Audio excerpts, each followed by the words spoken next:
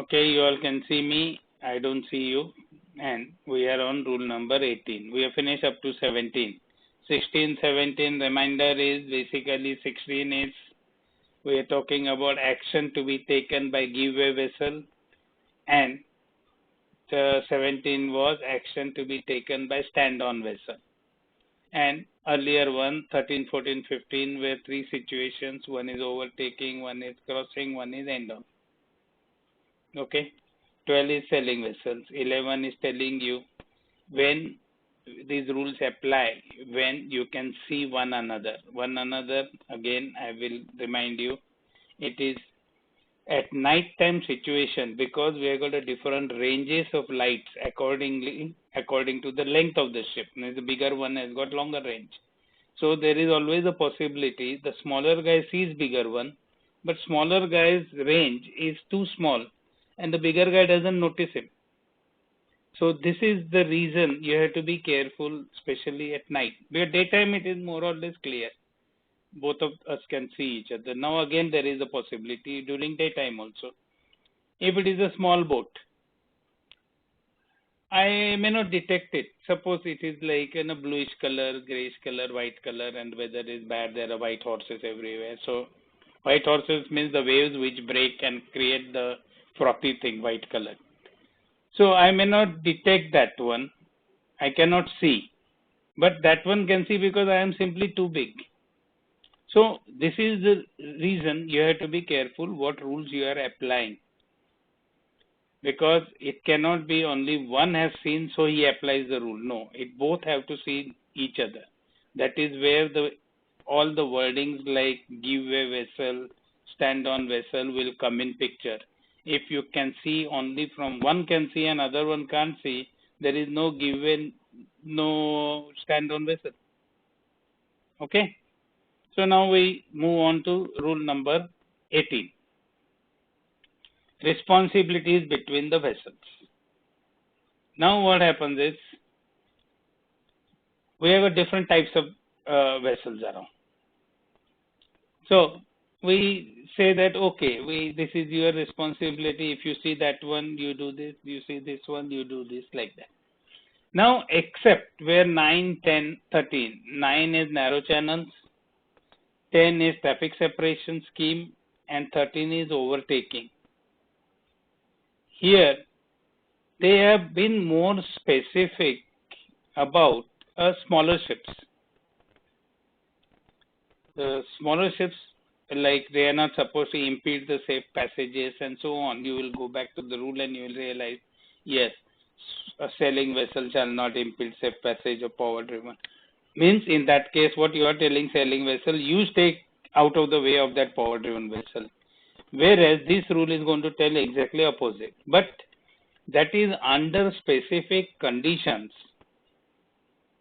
We are telling them under rule 9, 10 and 13. If 13 is overtaking, never mind who you are overtaking, you keep clear. That's it. So, those are specific rules only when you are in that. But again, these rules, this 9, 10, 13, do not give you some special powers to deviate from these rules. It tells you, yes, the smaller one will keep clear of you when you are here, but you can't knock him off, saying that he is not clearing me, so I am going to knock him off. That is not allowed. Now we come to this, except where rule 9, 10 and 13 otherwise require. Now, what happens is, under normal conditions, power-driven vessel underway shall keep out of the way. Underway means not at anchor, not made fast to the shore. And remember the difference in wording. Underway doesn't mean ship is moving. Underway means she is not made fast to the land in any way. Now, power-driven vessel underway shall keep out of the way. Now, making way through the water is something else. Don't mix up again with that. A vessel not under command. वो अपना ही भाई है. Power-driven था, but not under command है अभी. Or it may be sailing vessel not under command. Anything that is not under command. So, I have got power. I have got freedom to move. So I shall keep out of the way of vessel not under command. Next one is not under command means really can't do anything. Dead duck. Next class is vessel restricted in her ability to maneuver. Vessel restricted in ability to maneuver. So that one has got some problem. That one is limping. Means the first one, if it's a stretcher case, A, forward, that vessel not under command is like a stretcher case. Then the 2 is restricted in ability to maneuver is like somebody is limping and going with sort of a support, or just limping and can't do everything like a normal person. Then, so that is the second choice. The first one is not under command, you keep clear. Then restricted in ability, you keep clear. You keep clear of vessel engaged in fishing. You keep clear. Why? Because that is engaged in fishing. So we don't go around disturbing them. Next one is a sailing vessel. Vessel under power of sails means wind powered. Sailing. So these are the 4 classes we are saying you must keep clear. You are a power driven vessel, not under command, restricted in ability to maneuver, engaged in fishing, or a sailing vessel. Keep clear. Now the same sequence we will be following further. B, sailing vessel. Now power driven vessel is out. We have told them you have to keep clear of this. Next one, sailing vessel. Underway. Again, underway. Means not at anchor or something. Now, underway shall keep out of the way of vessel not under command, because that is not under command. That is the point 1. Second one is restricted in ability to maneuver. They can't really dodge you, so you keep clear of them. And vessel engaged in fishing. So they have been told shall keep out of the way. Like first one is also shall keep out of the way in strong words. Next, sailing vessel, 3 types. So out of 4, now we have got 3. First one had 4, power driven. Now we have got 3. Next one, vessel engaged in fishing when underway. Underway means they are not anchored and doing fishing or doing something else. When they are underway, again it's the same thing like what we have been doing, underway. Shall, so far as possible. Now see here, they have been told that it is not that strong language that you shall. No. Like समझा के बोल रहे, like okay, if possible, brother, in a soft language, so far as possible, keep out of the way. देखो means in simple language I will say, देखो भैया ये आपको जरा बाहर रहना पड़ेगा, आपको क्लियर रखना पड़ेगा इनसे, जरा कोशिश करो. Like that in languages. Vessel not under command, because not under command, vessel not under command, if she is still moving, for example, she can, with the momentum involved, can practically destroy vessel engaged in fishing. So you are telling this, देखो, that one can't avoid it anything, so उससे लंबा रहो. Another one is restricted in her ability to maneuver. So another one is given, it's restricted in ability to maneuver. So आप उनसे भी लंबा रहो. Why? Because they may not be able to take action to save you. So you will be losing a lot in simple, softer language. Because another thing is, vessel engaged in fishing has got some aspects like, first thing, you generally don't need special licenses. Some countries have got requirements, but those are the really, in India also, if you look at it, what licenses they get. That poor guy wears probably slippers and comes to MMD and shirt bahar and all, and he wants some license like that, and they are treated also badly. But mostly you don't need licenses, because fishing, how many licenses will you issue? Yes, the bigger fishing trawlers and all will need licenses, but others no. And here engaged in fishing can be anything. So It is one issue is the literacy level. Other one is a political scene. They bring food and they are in coastal waters only. Very few of them are really going to come and interfere with you. Very few. So generally it is very politically sensitive issue. So people don't try to enforce rules on them. They try to educate them. Whereas on a power-driven vessel or a sailing vessel is rich man's toy. So they have got good education, so you insist on the rules.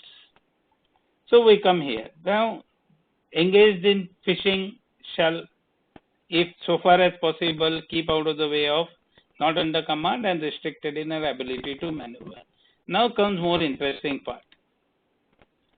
Now the two classes we have told everybody keep clear of them. Out of that, now we pick up one.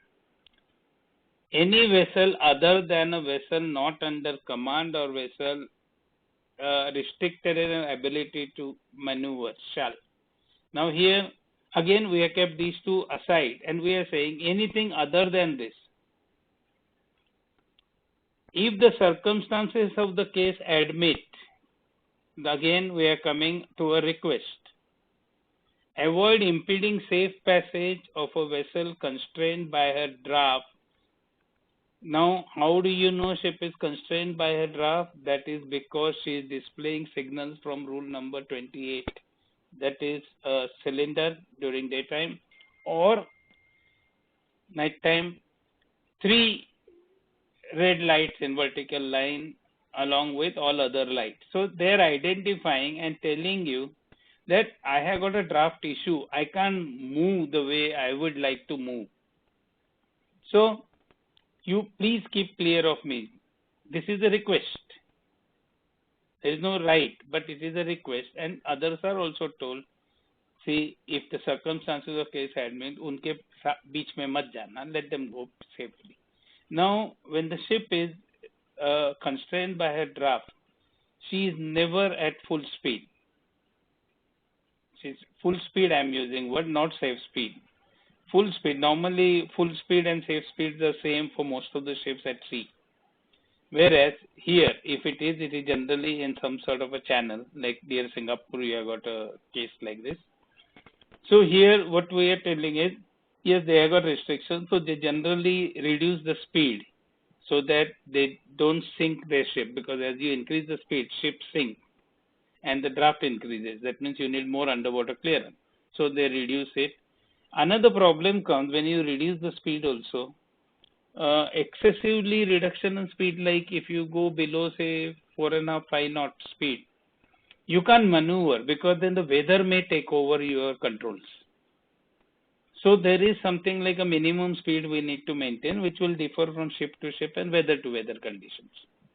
So what it is telling, the other ships other than not under command and restricted, brothers, please keep clear of the vessel constrained by her draft and she is exhibiting the signals.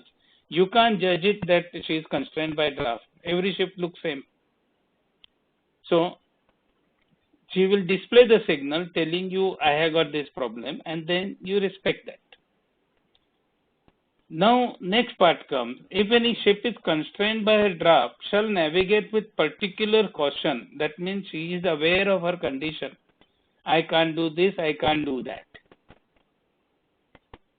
She will navigate keeping those things in mind with due regard to her special condition.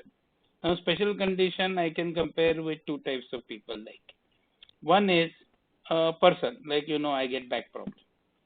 So when I am aware of it, when I'm aware of I have got a back issue, so what happens is I have got to have full regard to my special condition that if I do some funny thing, jump here, there, I might hurt myself. So what I do is my movements are carefully done. That is what I will do, and you have seen me doing it when I was facing problem few months ago. Another one is, it is like take a woman who is pregnant. She will also have, she knows that she is pregnant, means she has to be more careful. So this is exactly what we are saying. The ship constrained by her draft is like this condition, as a back problem or a lady who is pregnant, and they have to also keep it in mind. Yes, others will not disturb you, but that doesn't mean you become bindas. You also pay respect to your condition and navigate with caution. Next one is a seaplane on water. Seaplane on water is there only for temporary phase, for either taking passengers or dropping them or something like that, or parked. Parked, then it is already way clear of you anyway.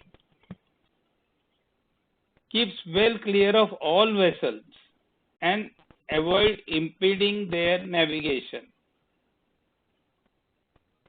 Means they have got a responsibility, keep clear of all the ships and avoid impeding their navigation, because what happens is planes are much faster. A plane might be doing about 10 times the speed.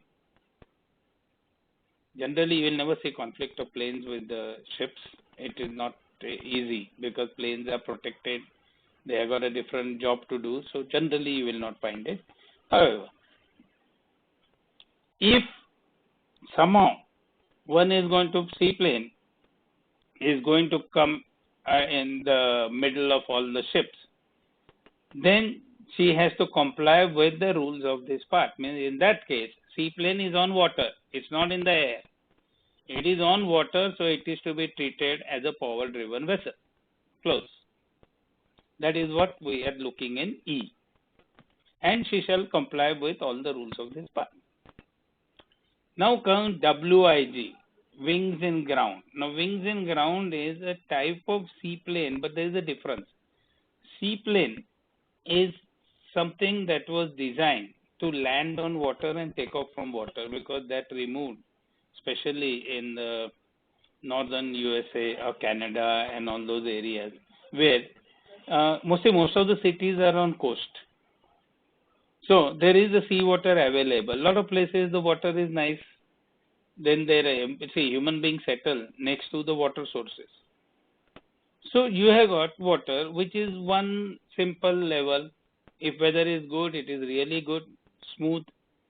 So the seaplanes were designed to take advantage of it. Instead of creating airstrips to land the planes and take off, land there. Then they can maneuver there to landing pontoons, and where the passengers and all will get off something else, or if cargo plane, anything, that's okay. But they were designed like that because planes will float, and instead of wheels, they used to float. Then you have got amphibian with the wheels as well as this, both arrangements are there, but they're generally smaller ones. WIG is something else. WIG is a type of plane which lands on water, takes off from water, but it also flies near the surface. It doesn't go to altitude like a seaplane can climb up, go to say 2,000 meters, 3,000 meters. I don't know exact range, but they can go comfortably to this and operate normally. Whereas WIG, I don't think they have climbed more than, what I heard is maximum of about 150 meters from the sea surface, because its basic principle is taking advantage of this. There is some air pressure and something which builds up under the wings when you are close to hard surfaces. So water becomes the hard surface for them.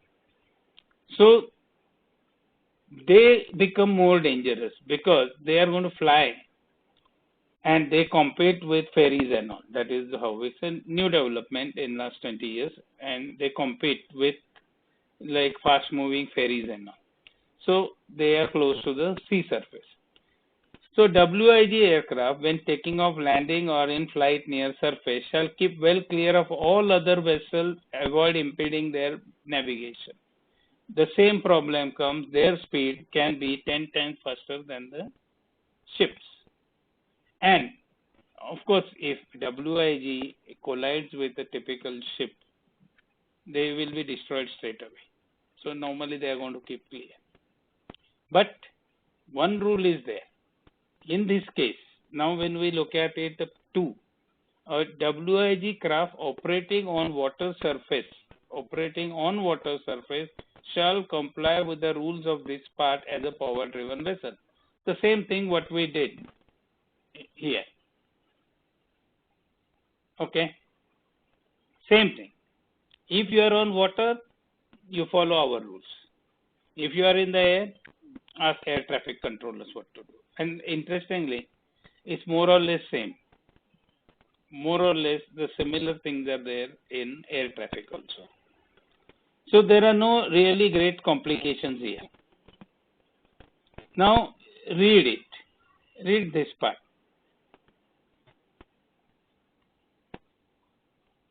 Now, this is important part. It doesn't say that constraint by head draft should be kept clear. Means there is no special class given. Consideration is given, requests are added for them.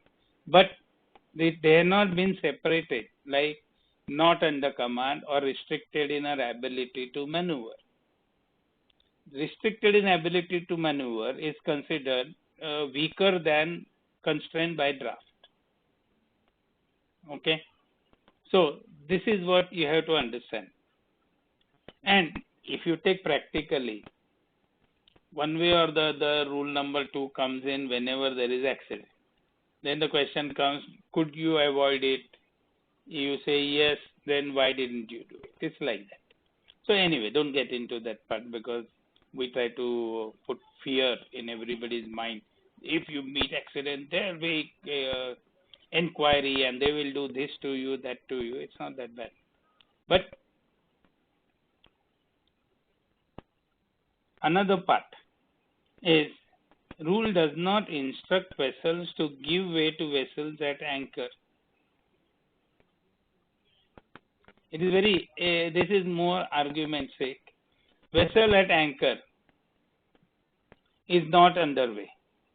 So, shouldn't be coming under purview of this rule.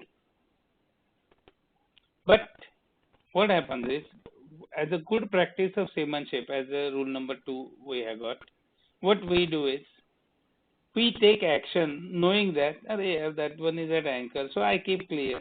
क्यों जाके झगड़ा करते बैठने का हर एक के साथ? So don't get too much into it,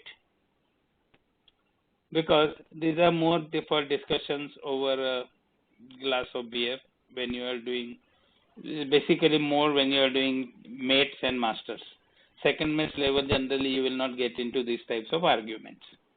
But mates and masters, we all are in good mood, pockets are warm. Second mates time you are on budget. In this money I have to finish my second mates and get full my certificate. Mates time you have already got money and also you are more relaxed and you have got other considerations. And then usual stuff goes on. We have arguments, we have got fights, next day morning we are perfectly back to normal on our friendship level and so on.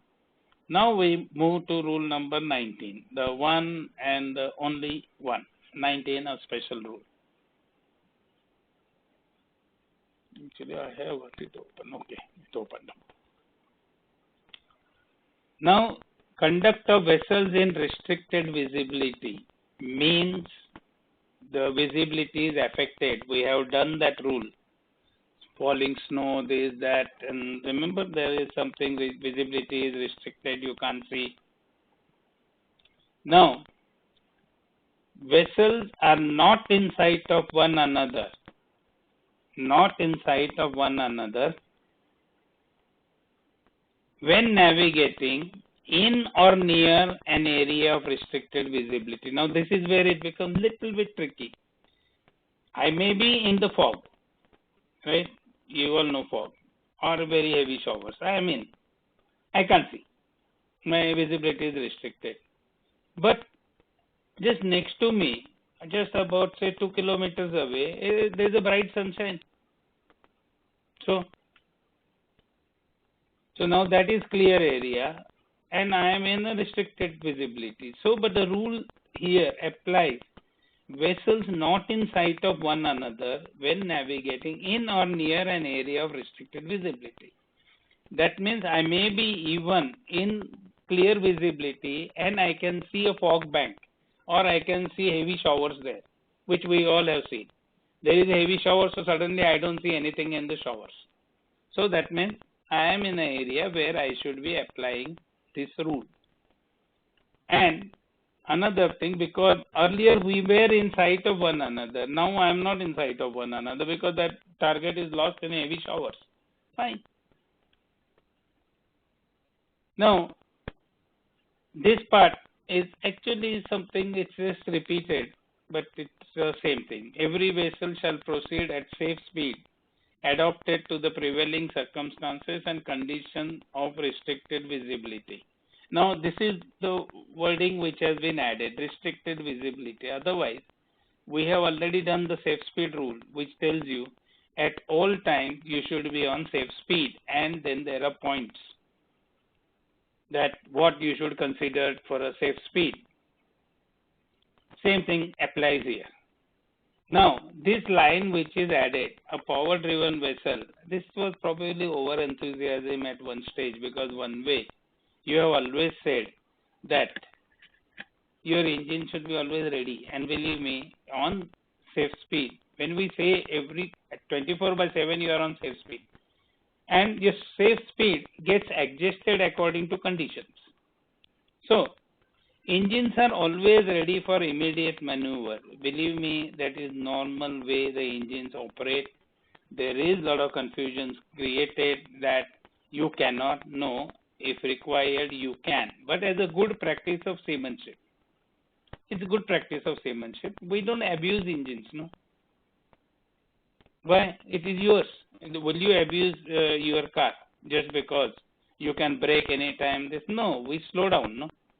We know that I had to stop there. What I do, I slow down. It's not that I go there at full speed and brake full and then move. No. Same way, this is the point. Engines are ready, but that doesn't mean we are going to abuse it. We always follow good practice of seamanship. Good practice of seamanship also says, warning de do, acha, I'm going to now slow down and then I had to do this. Maybe I will use it. Fine. So somebody takes extra precautions because nothing is perfect. All theoretically, everything is fine. But in case things go wrong, then you might find engine stop. After that, what is the use? Like older cars, modern cars don't give so much a problem. Like modern ships don't give so much a problem. But older cars used to have this problem. The handling was very important issue, how you handled. Then it lasted longer, it worked better, and so on. Now we come back to the rule. Every vessel shall have due regard to the prevailing circumstances and conditions of restricted visibility when complying with rules of section 1 of this part. That is, conduct of vessel during any condition of visibility. So that is always on our mind. We know that any condition of visibility, any condition said I can see each other, I don't see. Both apply. So, same way, we are ready from that part. So we follow all those rules and then we are going to follow this rule. This rule, technically speaking, the first three parts are talking something which is not exactly discussing restricted visibility as yet. Now we come. A vessel which detects by radar alone means only by radar, the presence of another vessel shall determine if the close quarters situation is developing. This is a normal thing, no? I detected some target. I want to know what that target is doing. Is it harmful for me or no? So how do I know it's harmful for me or no? So that is close quarter situation, means harmful. So I will do the plotting or anything else, like generally it is a plotting. With that, I am going to see is it harmful to me and is there risk of collision. If answer is yes, then I will take avoiding action in ample time. I don't wait till last minute. Hey na, wo mere paas aa raha hai, and this is going to be harmful for me. Chalo, I will take action now and stay clear of it. Kaun wo pagal ke piche padega? That is how you look at it. So, when I take this action, now general action at sea is what? alteration of course, because that is the fastest way to avoid the danger, easier to do, doesn't involve really getting engines moving, because the ship's momentum is there. Deviation from the course is easier than stopping the ship, because ship has got momentum. That momentum has to come down and it's going to take some time. So this is never fast. So now, when we are looking at it, such action consists of an alteration of course. Means you are going to alter the course to avoid action. So far as possible, following shall be avoided. Now this action has started because you detected a target on radar, then you observed it to see if there is a risk developing, like close quarter situation or risk of collision. Then the answer is yes, there is a risk of collision. So you are going to take action in ample time. Now it doesn't tell you where you have picked up the ship or anything. It just tells you if you are detected, observe it. If there is a risk involved, take avoiding action in ample time. So that is what we are doing. And now this action involves alteration of course. So far as possible, the wording is so far as possible. If it is possible, then only avoid following. If it is possible, avoid following. It's not telling you what to do. It is telling you what you should avoid doing. Alteration of course to port for a vessel forward of the beam, other than for a vessel being overtaken. That means if I am overtaking somebody, I have detected it by radar. Now here the overtaking definition is not coming in a picture, because that is rule number 13 is talking only in the condition of visibility where I can see one another. Here I am doing everything by radar, but I realize I am overtaking because I am overtaking in a normal sense. And there is a risk of collision, means I am gaining on that one and I will have a close quarter situation. So what I do, ship is forward of my beam, means my two sides. I stretch my arms and anything forward is forward of the beam. And in this case, I am not overtaking that one. In that case, what I should be avoiding? Alteration of course to port. Means I should avoid altering course to port.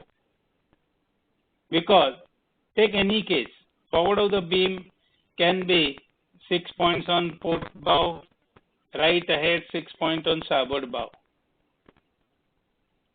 Now here, in these three cases, I avoid altering course to port. Again, it is if the circumstances of the case are so far as practicable, and like these wordings are there. So, what we do? Avoid it. There are reasons, because the one on the port side target may be going to go across my bow. Maybe it is going opposite direction, or is going in another direction. Depends.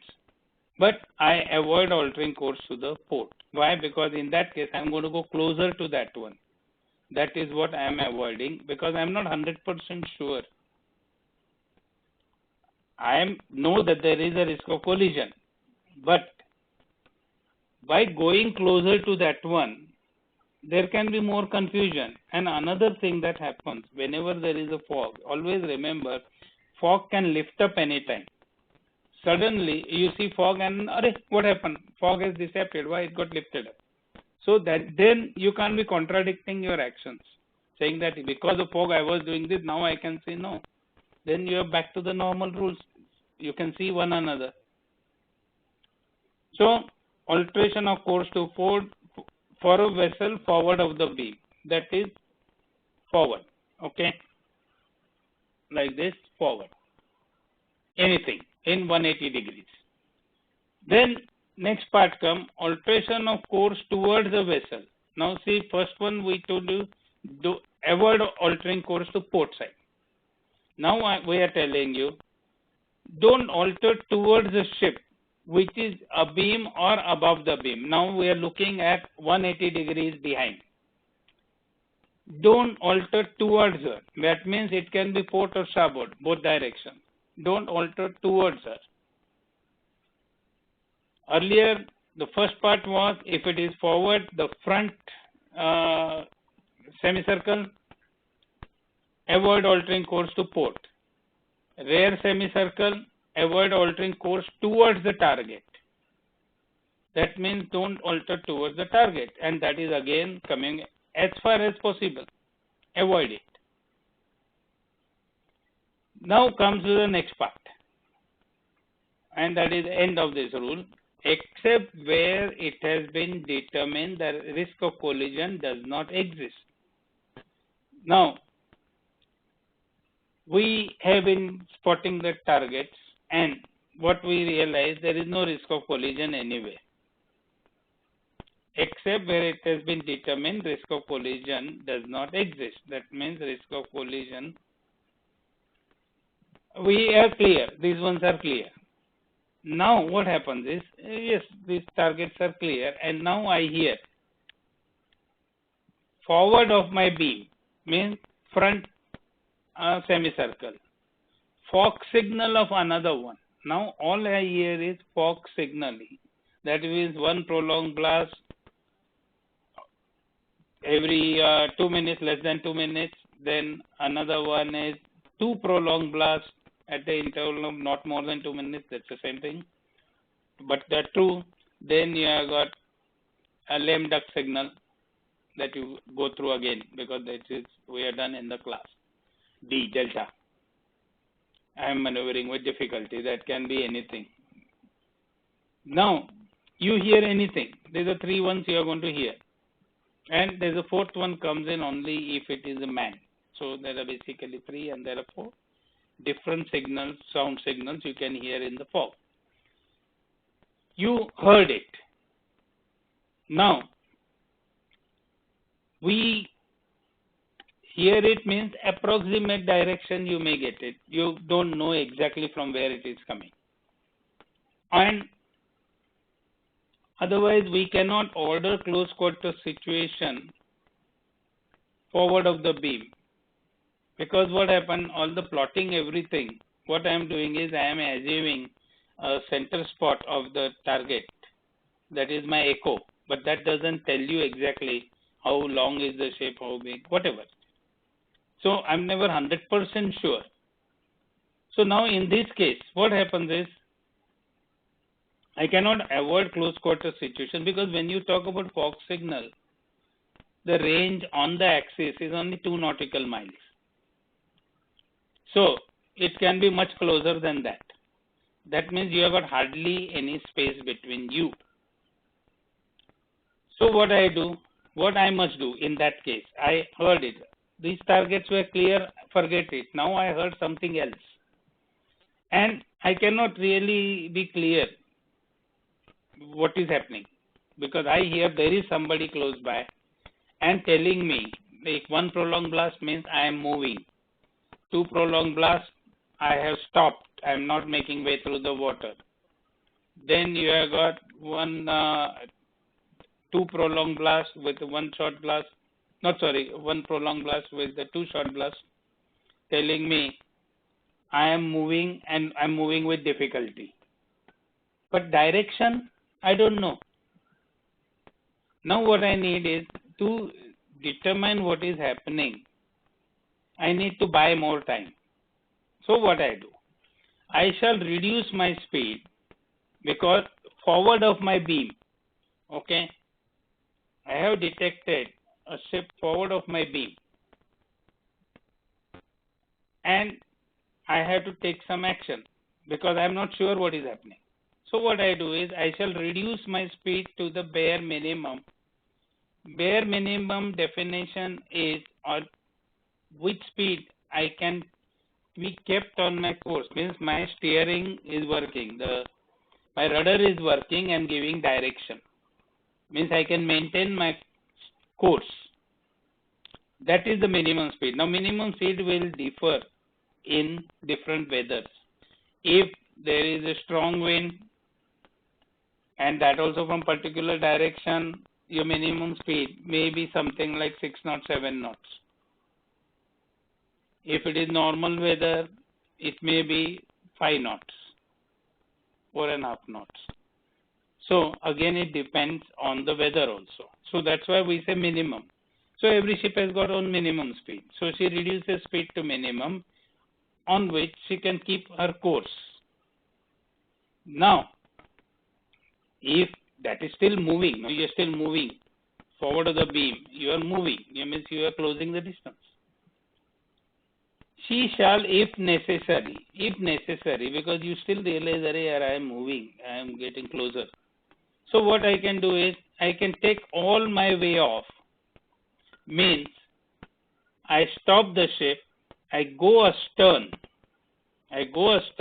and go in, turn propeller in reverse direction to kill my speed, to make it 0. Okay. Now, this is where we indicate, take her way off,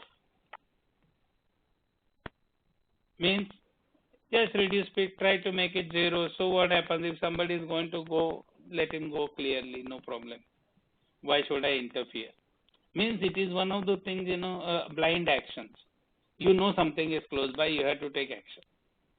And this way what I do is I take a passive thing. Now when we take all the way off, when you were doing the signals earlier, you will be repeating it today again afterwards on your own.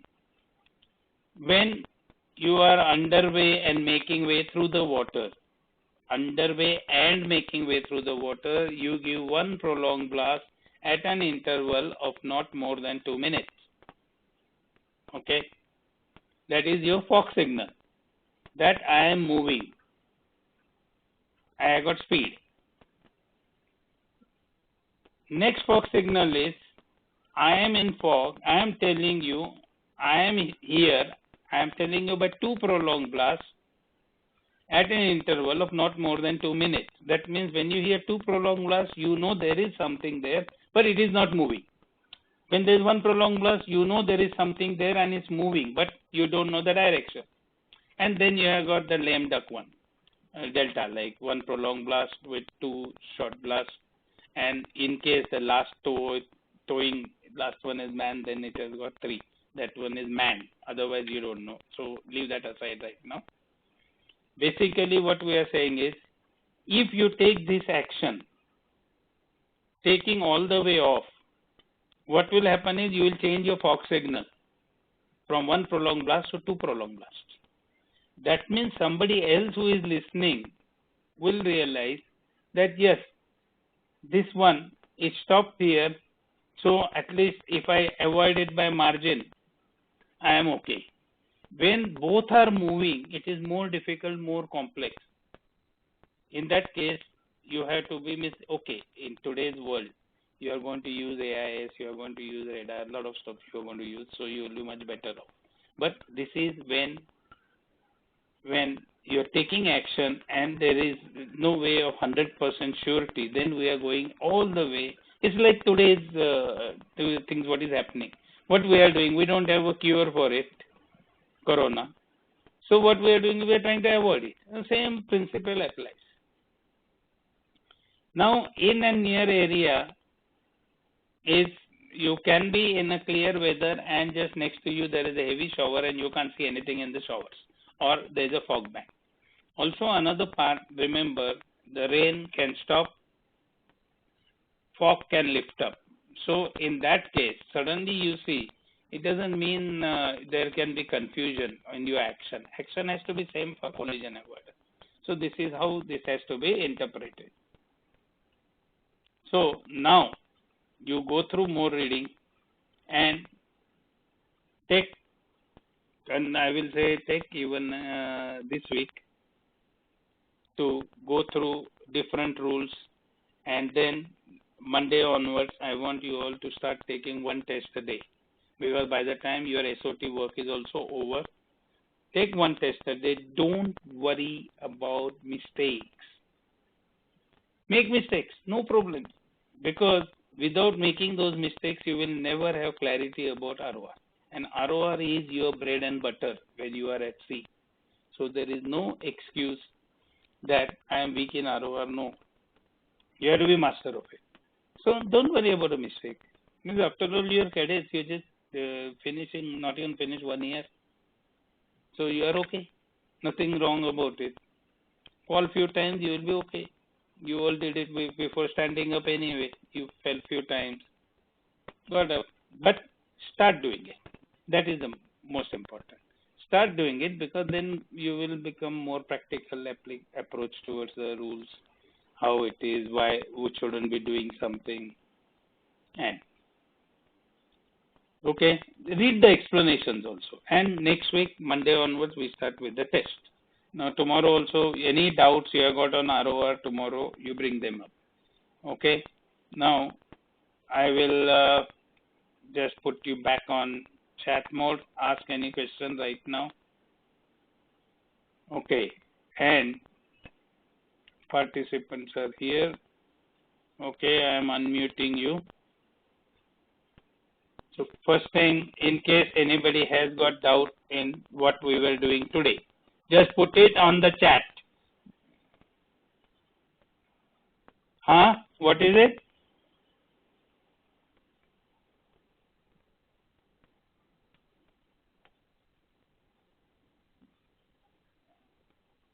No, what?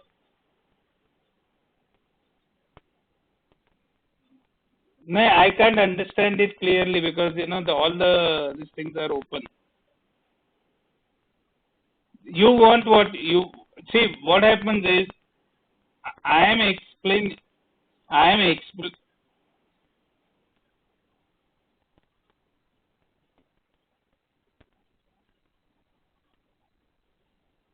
Like what? Dividing what? Huh? No. What is? No, the whole thing is, see, ROR. What is the first thing is just explaining these rules.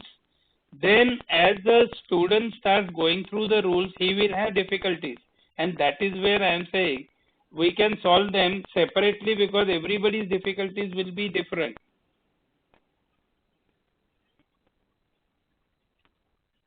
Huh? No, because I really couldn't understand. What happens? Voice-wise, it is more difficult to understand.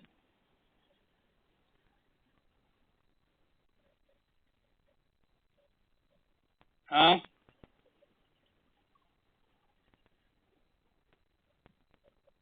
हाँ,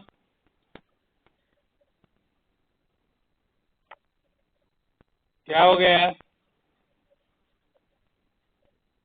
ओए, इसके लिए तुम लोग को mute पे डालना पड़ता है.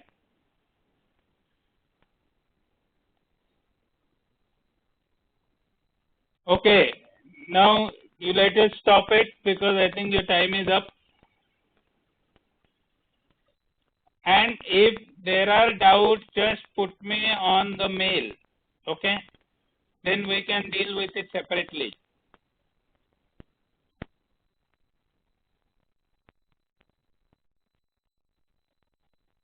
No, next week, Rajkumar, the test next week anyway. Tomorrow I'll again tell you, one test a day.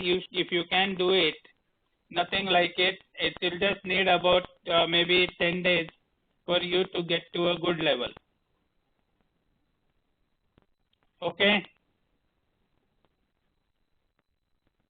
Okay. I am ending the meeting now. Okay. Bye.